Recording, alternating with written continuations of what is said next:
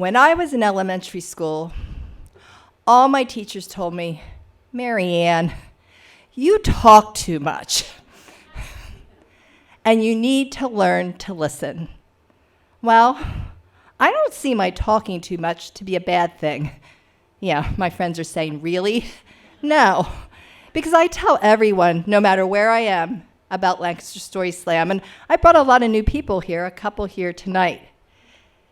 But I've worked really hard the last couple years to try to be a better listener, because believe me, I found out many times what can happen when I don't listen. About 20 years ago, I was in a safety training class at the law firm I worked at. One of my coworkers had been mugged at the parking lot that the law firm owned. A police officer came, and he brought some mace and these leatherette keychain cases. He told us to put the mace in the keychain case first, and then put it in the on position, leave it there, and then we'd be good to go to and from the office. Well, of course, as soon as he left, I didn't listen, and I turned my mace in the on position right away. And then when I pressed it into the keychain case, yeah, you probably guessed it, I sprayed it all over my hands. It was dripping off of them. And everybody's going, Marianne, that's what you get for not listening. It was like I was in elementary school all over again. But I ran into the bathroom and I washed it off really good. I sang happy birthday at least 3 times, all off. But an hour later, I was in that same bathroom. And it hit me just like that. And I started to panic. And I thought, if only I would have listened. And if only that police officer would have told us that mace doesn't wash off the hands. Oh no, and it gets better. It goes straight through toilet paper. And my vajayjay, it was on fire. I was dancing around. I was pretty sure it was gonna explode. I didn't know what to do. Because you see, I couldn't tell my coworkers, oh no. I was already the one they laughed at all the time. So I decided it was 11:30. They all went to lunch at noon. I was gonna hide in this bathroom for 30 minutes. Yeah, that was my plan, and it wasn't a good one. Because this was a single bathroom. I worked with mostly all women. Wasn't long, one of them had to go.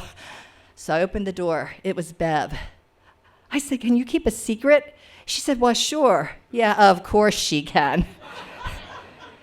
The mace didn't wash off my hands. It went right through the toilet paper. Now it's burning the heck out of my...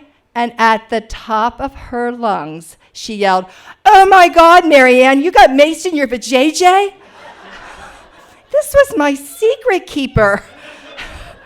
Now, we didn't have offices. Oh no, we had cubicles. It was like a bunch of groundhogs popping up, yeah. And they all looked at me and they go, Marianne, what the heck were you doing in the bathroom with your mace? That's the kind of reputation I had. What would I have been doing with it? That's why I didn't want them to know. And they're all laughing at me. I was pretty sure this was doing major damage down there. It felt like it. So I called my doctor, who also laughed at me. He's like, relax, Marianne, you're gonna be fine. But don't have sex tonight. Sex? I was pretty sure I was never gonna be able to have it again. So I couldn't take it anymore. I decided to go home.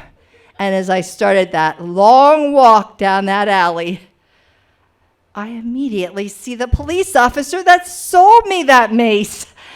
And he sees me, he goes, hey, Marianne, like we're good friends. And as soon as he catches up to me, he notices I don't have my mace, just my keys. Hey, where's your mace? It was in my trash can. I said, you didn't tell us it doesn't wash off the hands and goes straight through toilet paper. And right when I thought my day couldn't get any more embarrassing, he goes, uh-oh, he was looking right at it. So I'm standing there like this, and he goes, you know, you look like you're having a little bit of trouble. You think I was walking like this, like a cowboy who'd been on a horse all day. So I guess he felt sorry for me. I hadn't gotten very far, so he walked me back, and he went to go get my car.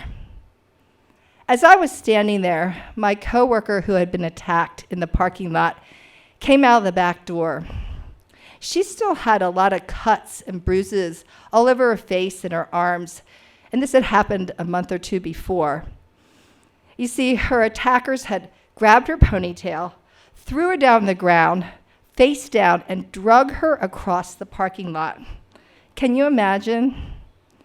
She looked at me, and she had tears in her eyes. And she said, "Marianne, I haven't laughed since what happened to me. But I just heard what happened with you with the mace.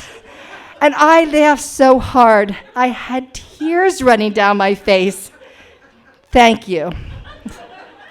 Yes, if only I would have listened. I wouldn't have had what was probably one of my most uncomfortable and definitely most embarrassing days. And I've had many. But it wasn't anything compared to what my coworker had been through. So isn't it ironic that because I didn't listen, actually turned out to be a good thing that day? Because I was able to make my coworker, who had been through a horrible experience, laugh again. Thank you.